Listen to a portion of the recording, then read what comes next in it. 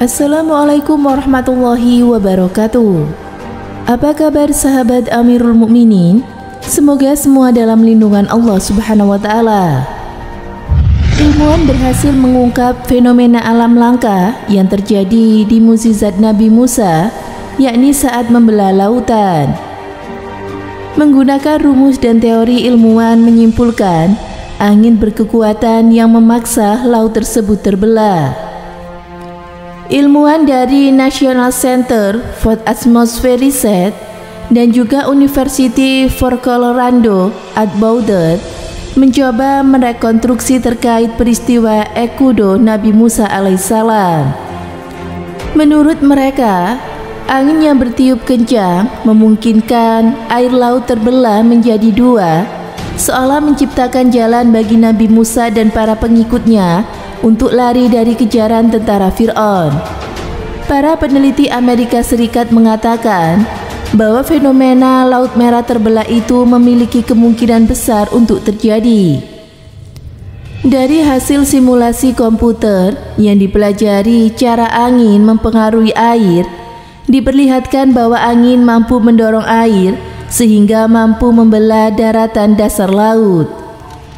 Terbelahnya air laut dapat dipahami melalui teori mekanika fluida, seperti halnya yang disampaikan oleh National Center Atmospheric Research dan juga Universitas Colorado. Air digerakkan oleh angin dengan cara yang sesuai dengan hukum-hukum.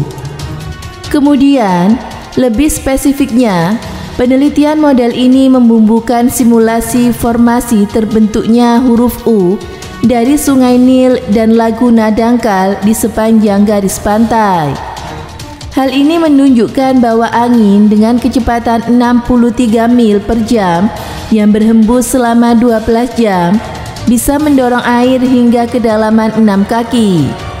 Ini menjadi jembatan tanah sepanjang 2-2,5 mil dengan luas 5 mil hingga tetap terbuka selama 4 jam. Simulasi ini hampir sama dengan apa yang dijelaskan di dalam Al-Quran dan juga Injil mengenai air laut yang terbelah pada zaman Nabi Musa alaihissalam. Menurut Drew, pembelahan air laut itu dapat terjadi berkat adanya dinamika fluida atau karena sifat air yang berubah-ubah. Angin menggerakkan air dengan cara yang sesuai dengan hukum fisika. Kemudian angin membelah air menjadi dua dan menciptakan sebuah jalan di tengahnya. Lalu pada waktu sekejap air itu kembali menyatu. Pembelahan air laut itu menjadi kisah yang terjadi 3000 tahun yang lalu. Kala itu Nabi Musa memimpin Bani Israel keluar dari Mesir seiring kejaran tentara Fir'aun.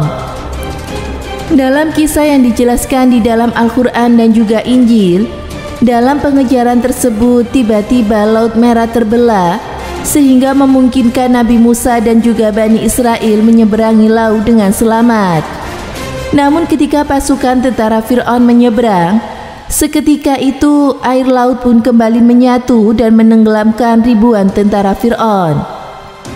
Dalam penelitian ini, Drew dan juga para koleganya meneliti efek angin topan yang menerjang Laut Pasifik terhadap kondisi dan juga bentuk permukaan laut.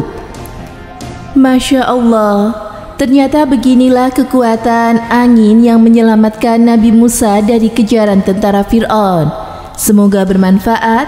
Wallahu a'lam bishawab.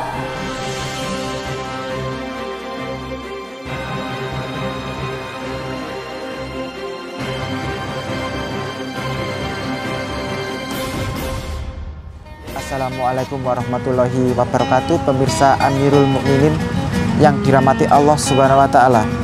Dari sekian banyak kisah para nabi, Al-Quranul Karim sangat banyak menceritakan perjalanan hidup Nabi Musa alaihissalam. Apa alasannya? Nabi Musa adalah nabi yang paling mulia di kalangan Bani Israel. Beliau bergelar Kalimullah atau seorang nabi yang diajak bicara langsung oleh Allah Subhanahu wa Ta'ala di dunia. Dan beliau termasuk salah satu 5 Nabi Ulul Azmi. Di dalam Al-Quran, perjalanan beliau paling banyak disebutkan Allah. Setelah Nabi Muhammad SAW, Nabi Musa disebutkan sebanyak 136 kali di dalam Al-Quran. Lalu apa alasannya kisah Nabi Musa banyak disebutkan dan diceritakan berulang-ulang oleh Al-Quran? Yang pertama adalah karena Nabi Musa adalah nabi yang paling banyak menerima ujian. Hal ini diterangkan dalam surah Toha ayat 40. Yang kedua adalah karena kisah beliau memiliki kesamaan dengan kisah Nabi Muhammad SAW. Misalnya kekejaman Fir'aun dan kejamnya para pembesar Quraisy yang menganiaya para budak dan orang-orang lemah. Yang ketiga adalah kisah hidup Nabi Musa dengan umatnya dapat memberi manfaat bagi umat Islam. Semoga memberi manfaat. Wassalamualaikum warahmatullahi wabarakatuh.